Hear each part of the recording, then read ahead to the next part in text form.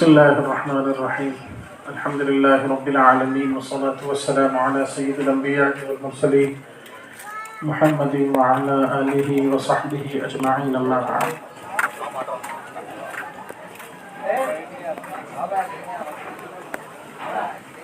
قال الله تبارك وتعالى في القرآن المجيد: أعوذ بالله من الشيطان الرجيم بسم الله الرحمن الرحيم والذين جاهدوا فينا لنهدينهم سبلنا وإن الله لمع المحسنين. صدق اللہ العظیم. محترم صدر اجلاس، ہمارے عزیز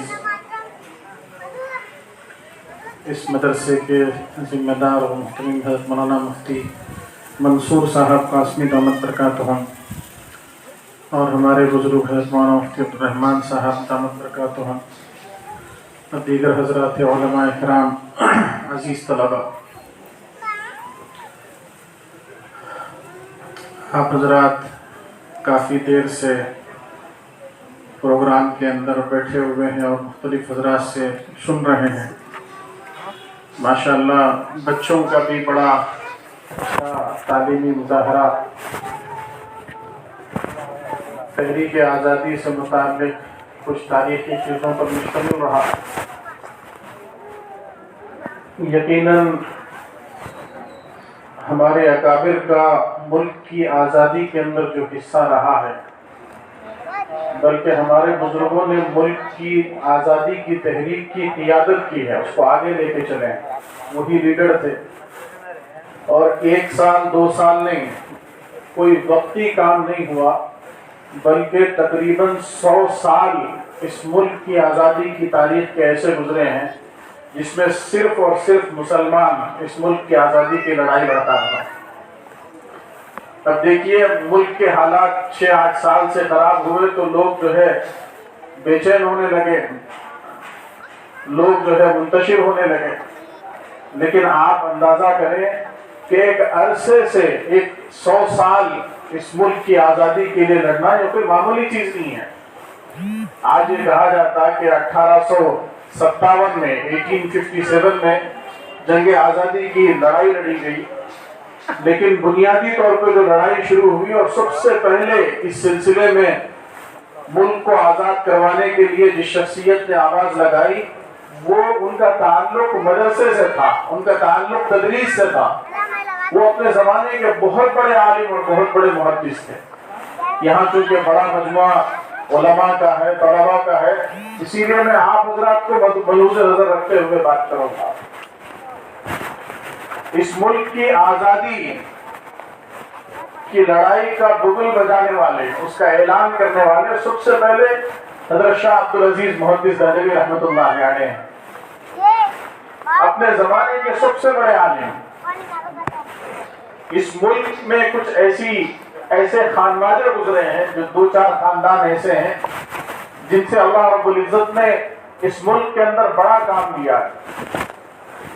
ایک آدمی ہے جو عالم بنا، آج اس کی اولاد میں کوئی عالم ہے نہیں ہے، دین سے وابستہ ہے نہیں ہے، ایسے بہت سے ملیں گے. لیکن ایک سلسلہ اللہ رب العزت چلائے اور بڑے بڑے کبار علماء اس کے اندر پیدا ہوتے رہے، تو اس کا مطلب یہ ہے کہ اللہ رب العزت کی ایک خاص نظر اور توجہ اس خانوادے کے اوپر ہے. حضرت شاہ عبدالرحیم رحمت اللہ علیہ کے خاندان میں ان کے فرزند حضرت شاہ ولی اللہ محدث دہلوی رحمت اللہ علیہ، جن کے بارے میں علماء کا مورخین کا کہنا یہ ہے کہ کئی صدیوں کے اندر ایسی شخصیت پیدا ہوتی ہے، 100 سال گزر جاتے ہیں، ایسی شخصیت پیدا نہیں ہے. ایسی عظیم المرتبہ شخصیت حضرت شاہ عبدالعزیز، حضرت شاہ ولی اللہ محدث دہلوی رحمت اللہ علیہ کے پیدا ہوئی.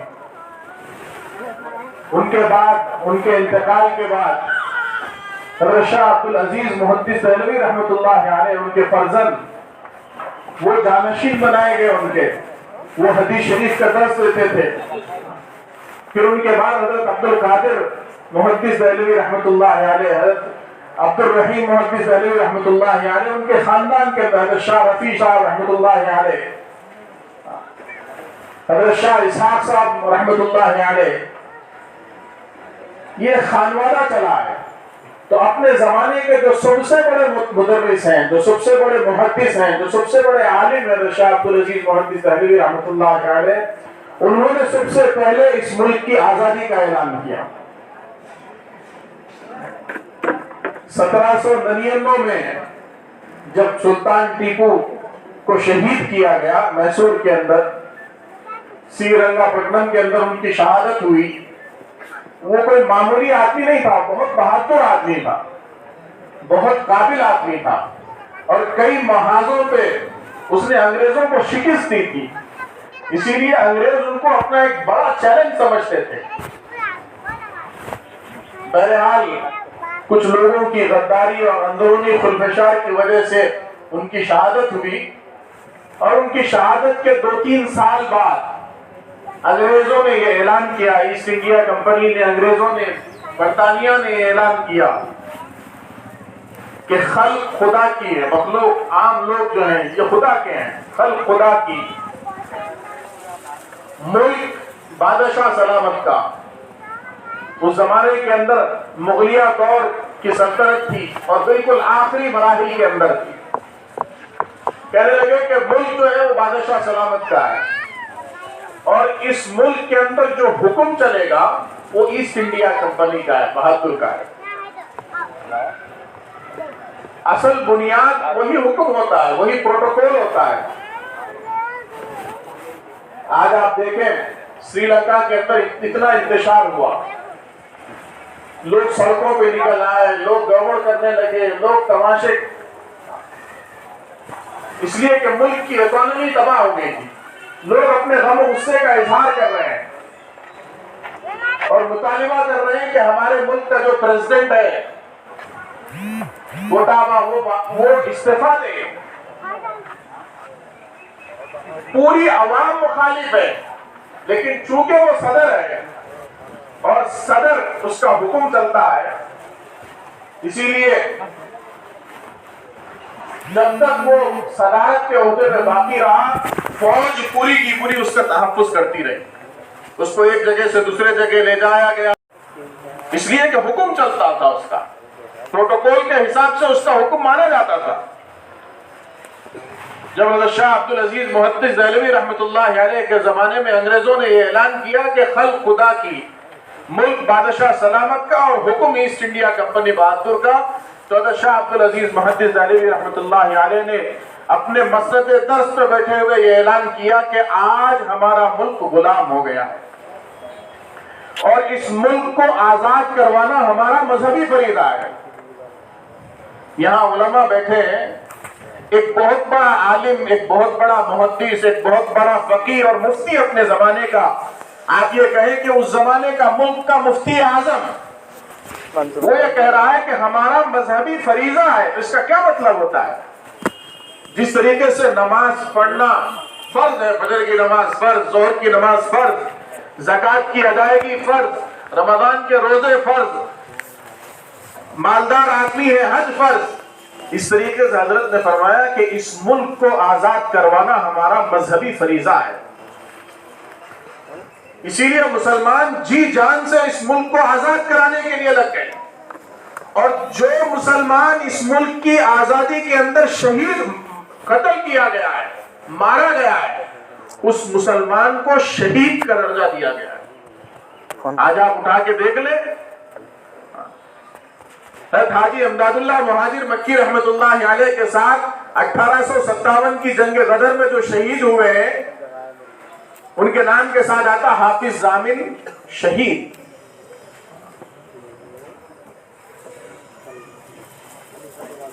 سب سے پہلی جو لڑائی لڑی گئی بالا کوٹ کے میدان کے اندر 1832 میں، 1832 میں، حضرت سید شاہ اسماعیل شہید رحمت اللہ علیہ حضرت شاہ عبدالعزیز محدث دہلوی رحمت اللہ علیہ کے بھتیجے ہیں، ان کے خاندان کے ہیں.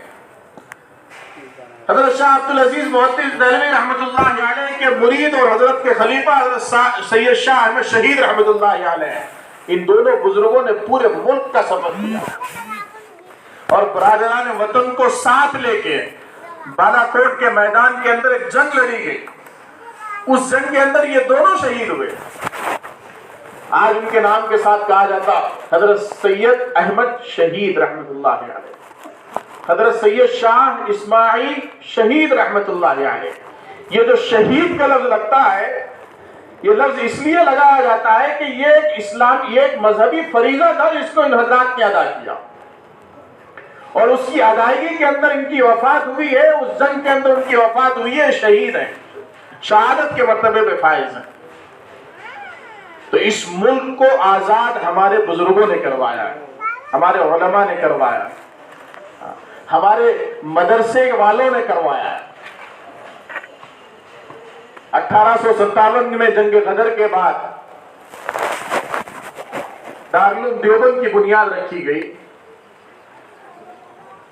جب لوگوں نے کہا حضرت شیخ الہند رحمت اللہ علیہ سے کہ آپ کی تحریکات کی وجہ سے دارالعلوم پہ بڑا اثر پڑ رہا ہے, آپ کی جنگ آزادی کی کوششیں ہیں, ان کوششوں کی وجہ سے بڑا اثر پڑ رہا ہے دارالعلوم دیوبند کے اوپر, تو حضرت شیخ الہند رحمت اللہ علیہ لیٹے ہوئے تھے, بیٹھ گئے اور بیٹھ کے فرمانے لگے کہ اس مدرسے کو قائم کرنے والے میرے استاد ہیں. دارالعلوم دیوبند کے بانی حضرت کو فرمایا کہ میرے استاد ہیں اور میں ان کا پہلا شاگرد ہوں, میں جانتا ہوں کہ میرے استاد نے کس مقصد سے دارالعلوم دیوبند کو قائم کیا ہے. دارالعلوم دیوبند قائم ہوا, کہا کہ جو جنگ آزادی کی تحریک ہے اس تحریک پہ, چونکہ وہ انگریزوں کا زمانہ تھا, انگریزوں کی حکومت تھی, تو فرمانے لگے کہ اس کے اوپر پردہ ڈالنے کے لیے ایک علم کا پردہ اس کے اوپر ڈالا گیا, لیکن بنیاد اس کی جو رکھی گئی وہ اس ملک کی آزادی کے لیے رکھی گئی. آج ہمیں اس کا احساس ہو نہ ہو, لیکن ایک دفعہ ایک عیسائی بشپ کے ساتھ ہم پروگرام میں شریک تھے. بشپ کا مطلب ہوتا ہے کئی پادری ہوتے ہوں, جو پادریوں کا بڑا بشپ ہوتا ہے, ایک ڈسٹرکٹ کا بڑا, اسٹیٹ کا بڑا, ملک کا بڑا, آرچ بشپ تو بڑے عہدے کا آدمی ہوتا ہے. تو بشپ ایک دفعہ ہم سے کہنے لگا, ہم مجلس میں بیٹھے ہوئے ہیں, پروگرام چل رہا ہے, تو پروگرام میں وہ کہنے لگا, وہ پروگرام کے بعد وہ ہم سے کہنے لگا کہ صاحب آپ کے بزرگوں نے, مسلمانوں نے, آپ کے علماء نے اس ملک کی آزادی کے لیے قربانیاں دی تھی, کتابوں میں, تاریخ میں سب ہے. آج آپ سینہ تان کے بول سکتے ہیں, لیکن اتفاق ایسا کہ ہمارے عیسائیوں کے اندر ایسا کوئی آدمی نہیں ہوتا, اسی لیے آج ہم سر جھکا کے بیٹھے رہتے ہیں. وہ کہنے لگا کہ کوئی دن اس ملک میں ایسا نہیں گزرتا جس دن ہمارا کوئی نہ کوئی عیسائی قتل نہ کیا جاتا, لیکن ہم معاوضہ نہیں کر سکتے.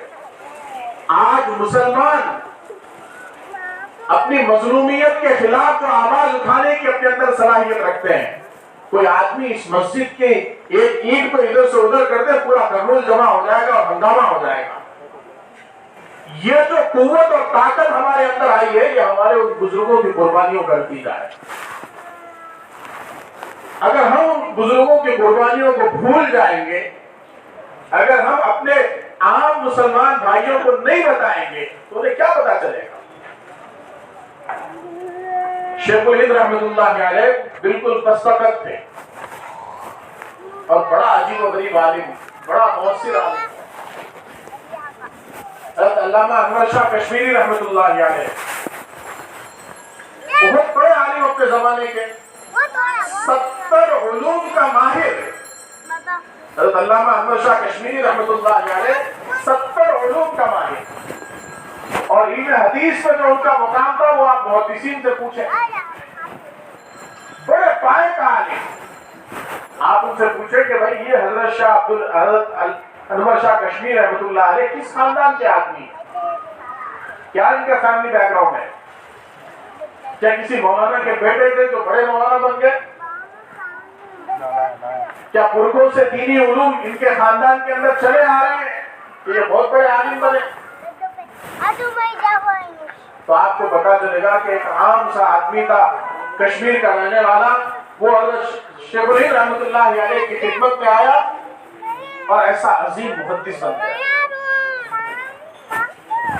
شاہجہاں پور یو پی کے اندر ایک ضلع ہے، اس شاہجہاں پور ضلع کے اندر جو حجامت بنوانے والے لوگ ہوتے ہیں نا، حجام ہوتے ہیں، ہمارے پاس تو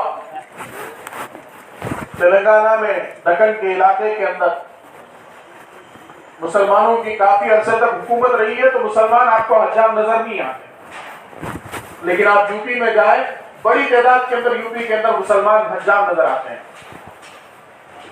اس حجام فیملی کے سے تعلق رکھنے والے ایک بچہ، ایک نوجوان حضرت شیخ الہند رحمۃ اللہ علیہ کی خدمت میں پہنچا اور حضرت نے اس کو ایسا تراشا کہ وہ مفتی کفایت اللہ رحمۃ اللہ علیہ بنے، مفتی اعظم۔ بہت پائے کے عالم تھے شیخ الہند رحمۃ اللہ علیہ، بہت پائے کے عالم تھے، ویسے ہی مربی تھے۔ جب مالٹا کی جیل میں انہیں بھیجا گیا، اس ملک سے تو انہیں گرفتار کرنا بہت مشکل تھا، جب مکہ مکرمہ گئے تو مکہ مکرمہ سے شیخ الہند کو گرفتار کیا گیا اور وہاں سے مالٹا بھیجا گیا۔ مالٹا کہاں ہے بھائی؟ مالٹا کہاں پڑتا ہے؟ کتنے جانتے ہیں مالٹا کہاں ہے؟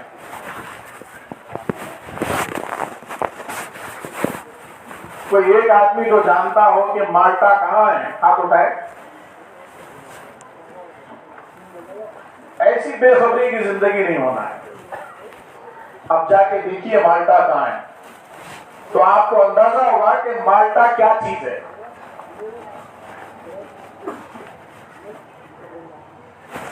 خطرناک قسم کی سردی وہاں ہوتی ہے، اور اس کے اندر ان حضرات کو کھلے جیلوں کے اندر رکھا جاتا، بس ایسی سلاخیں ہوتی تھی، ان سلاخوں کے اندر رکھا جاتا تھا، پہننے کے لیے کوئی کپڑا نہیں، کوئی گرمی کا سامان نہیں، بلا کی سردی وہاں ان علاقوں کے اندر ہوتی ہے۔ اسی لیے تو حضرت شیخ الاسلام رحمۃ اللہ علیہ کے بارے میں آتا کہ جب فجر کا تہجد کا وقت ہوتا تو شیخ الہند رحمۃ اللہ علیہ کے اٹھنے سے 1 گھنٹہ پہلے حضرت شیخ الاسلام اٹھتے اور پانی کو اپنے بازوؤں میں دبا کے رکھے ہوئے رہتے، تاکہ جسم کی گرمی سے وہ پانی کی ٹھنڈک ختم ہو جائے۔ اور شیخ الہند جب بیدار ہوتے تو شیخ الہند کو وضو کرواتے۔ تو بوڑھا آدمی اس کڑاکے کی سردی کے اندر رہے اور مظالم سہتے رہے۔ جب انتقال ہوا حضرت کا، حضرت شیخ الہند کا، اور حضرت شیخ الہند رحمۃ اللہ علیہ کو غسل دینے کی نوبت آئی، تو غسل دینے والوں نے دیکھا کہ پیٹھ پہ، حضرت کی پیٹھ کے اوپر گوشت اور چمڑا ہے ہی۔ لوگوں نے اس وقت میں پوچھا کہ بھئی یہ کیا حضرت کے ساتھ پیش آیا؟ تو اس وقت میں حضرت شیخ الاسلام رحمۃ اللہ علیہ فرمانے لگے کہ حضرت نے مجھے حکم دیا تھا کہ اس راز کو راز رکھنا، اسی لیے میں زندگی پر کبھی زبان نہیں کھولا۔ اب حضرت کی وفات ہو گئی، اسی لیے میں کہتا ہوں مالٹا کی جیل کے اندر گرم سلاخوں سے ان کی پیٹھ کو داغا جاتا تھا۔ اتنی مصیبتیں سہنے کے بعد وہ شیخ الہند رہا کیے گئے اور بمبئی پہنچ رہے ہیں، اور بمبئی میں کے ساحل پہ بڑی کشتی میں سے انہیں اتارا جاتا ہے، چھوٹی کشتی کے اندر بمبئی کے ساحل کو لایا جاتا ہے۔ اس بڑی کشتی کے اندر سے جب اترنے کا موقع آیا تو سر رحیم بخش کو انگریزوں نے بھیجا کہ جا کے بڑے میاں کو سمجھا کے آؤ کہ ملک میں آ رہے مگر پھر نہیں کرنا گڑبڑ کچھ بھی ہمارے خلاف۔ یہ گئے اور جا کے کہنے لگے کہ حضرت آپ کا کیا مقام و مرتبہ؟ انور شاہ کشمیری آپ کے شاگرد، تھانوی آپ کے شاگرد، مفتی کفایت اللہ آپ کے شاگرد، شیخ حسین احمد مدنی آپ کے شاگرد، قابل ترین علماء آپ کے شاگرد، آپ جیل میں جا کے بیٹھ گئے، مسند حدیث سونی پڑ گئی، خانقاہ آپ کی سونی پڑ گئی، آپ اس سے رک جائیں۔ اس وقت میں شیخ الہند رحمۃ اللہ علیہ نے فرمایا کہ اس سے رکنے کی بات کرتے ہو، مجھے تو اس ملک میں جینا تو جینا، مرنا بھی گوارا نہیں جس ملک کے اندر انگریزوں کا تسلط ہو۔ اسی لیے ایک انگریز مورخ لکھتا ہے کہ یہ بوڑھا ایسا آدمی تھا کہ اگر اس کو جلا دیا جائے تو اس کے راکھ سے بھی انگریزوں کی دشمنی کی بو آئے گی۔ ہمارے بزرگوں نے اس طریقے سے اس ملک کو آزاد کروایا، بارش کا وہ ہے۔ اسی لیے میں اپنی بات کو مختصر کرتا ہوں۔ اللہ رب العزت سے دعا ہے کہ اللہ رب العزت ہم تمام کو عمل کی توفیق نصیب فرمائے۔ اب جیسے دعا پہ باری آ رہی، بارش کم ہو جا رہی، دیکھو آپ۔ تو اسی لیے میری آپ حضرات سے گزارش یہ ہے، تقریریں تو آپ حضرات سنتے ہی رہتے ہیں اور سنیں گے بھی، لیکن میری آپ حضرات سے گزارش یہ ہے کہ اس وقت میں جو ملک کا سب سے بڑا تقاضا ہے، یاد رکھیے ملک میں تاریخ بدلی جا رہی ہے۔ اکبر روڈ ہے بھائی، اکبر کا نام سے روڈ ہٹاؤ، کوئی دوسرا نام لگاؤ۔ الہ آباد ہے، نہیں بھائی الہ آباد نے دوسرا نام لگاؤ۔ حیدرآباد ہے، نہیں حیدرآباد نے کوئی دوسرا نام لگاؤ۔ تو ایک تاریخ بدلنے کی کوشش کی جا رہی ہے۔ جو آدمی جو کوشش کر رہا ہے کرنے دیجئے اس کو، لیکن آپ کی اور ہماری ذمہ داری یہ ہے کہ ہم اپنی تاریخ کی حفاظت کریں۔ اورنگزیب عالمگیر رحمۃ اللہ علیہ بہت قابل آدمی تھے، بہت بہترین حکمران تھے، لیکن آج ان کے ایک ولن بنا کے پیش کر رہے ہیں۔ آپ ان کے سلسلے کی کتابیں پڑھیں تو آپ کو اندازہ ہوگا کہ کہاں لے کے اکبر اسلام کو اور ملک کو لے کے گیا تھا، اور اورنگزیب عالمگیر رحمۃ اللہ علیہ کہاں لے کے آئے۔ تو اسی لیے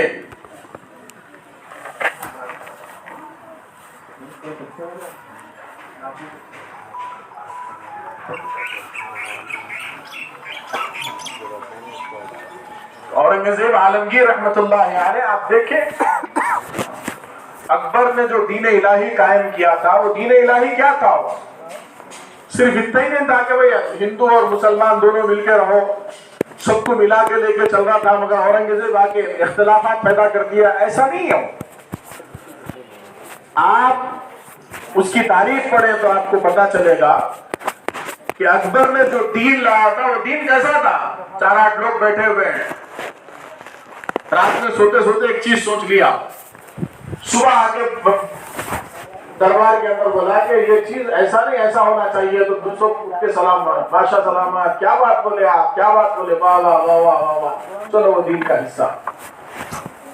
عیاشی عام ہو گئی تھی، زناکاری عام ہو گئی تھی، بے حیائی عام ہو گئی تھی، دین مذہب کا کوئی پرسان حال نہیں تھا۔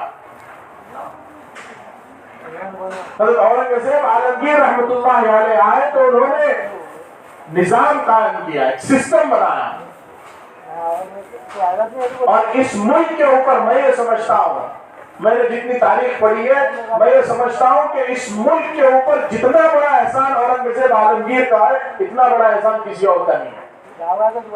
اورنگزیب عالمگیر وہ واحد بادشاہ ہے جس نے اس ملک کو یونائٹ کیا ہے، ورنہ راجے رجواڑوں کا یہ ملک تھا، ہر جگہ ٹکڑیاں بنی ہوئی تھی۔ اس پورے ملک کو یکجا کرنے والا اور اس ملک کو ہندوستان بنانے والا وہ اورنگزیب عالمگیر رحمۃ اللہ علیہ۔ مشرق لے لے، مغرب لے لے، شمال لے لے، جنوب میں حیدرآباد تک کو انہوں نے فتح کیا۔ یہ پورے کے پورے علاقے اورنگزیب عالمگیر رحمۃ اللہ علیہ کی دین اور ملکیت۔ ہونا تو یہ چاہیے تھا کہ اورنگزیب عالمگیر رحمۃ اللہ علیہ کو کہا جاتا کہ بھائی یہ ہمارے ملک کی یونٹی کا سمبل ہے، یہ ہندوستان کا سمبل ہے، یونٹی کا سمبل ہے۔ لیکن آپ اس بات کو ملحوظ نظر رکھیں کہ اس وقت میں ملک کو خراب کرنے کی، ملک کی تاریخ کو بگاڑنے کی کوشش کی جا رہی ہے۔ آپ کی، ہماری، ہم علماء کی، ہم طلباء کی یہ ذمہ داری ہے کہ ہم اپنے بھائیوں کے درمیان میں، اپنے مسلمان بھائیوں کے درمیان میں اس ملک کی صحیح تاریخ کو پیش کریں، اس ملک کے حقائق کو ان کے سامنے لائیں۔ میں آج ہی کل رات میں بیٹھا ہوا تھا، ہمارے ایک دوست بیرون ملک رہتے ہیں، تو ان کا ایک میسج آیا تو میں ان سے فون پہ بات کرا، بولا بھائی خیر خیریت کیا، تو مجھ سے کہنے لگے کہ مفتی صاحب کل آپ کا کئی پروگرام ہے شاید، تو میں بولا ہاں میں کرنول جاؤں گا۔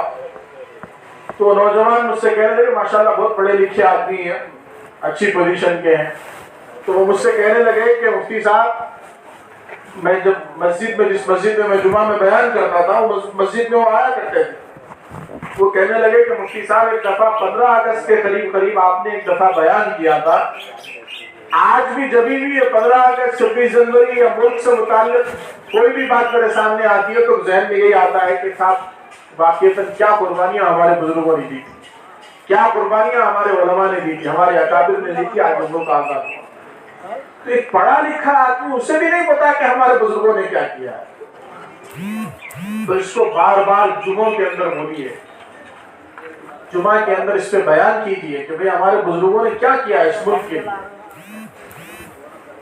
تو بڑی قربانیوں کے ساتھ یہ ملک آزاد ہوا ہے. اس ملک کی آزادی کی تحریک کے اندر جو یہ کہتے ہیں بڑے لوگ کہ جتنا خون مسلمانوں نے بہایا ہے اتنا پسینہ بھی دوسروں نے نہیں بہایا ہوگا, یہ حقیقی بات ہے. لاکھوں مسلمان شہید ہوئے ہیں. تو اسی لیے اس پیغام کو عام کرنے کی ضرورت ہے. ملک کی آزادی اور اس کی تحریک سے متعلق چیزوں کو عوام کے درمیان میں اجاگر کرنے کی ضرورت ہے. اللہ رب العزت سے دعا ہے کہ اللہ ہم تمام کو عمل کی توفیق نصیب فرمائے. وآخر دعوانا الحمدللہ رب العالمین.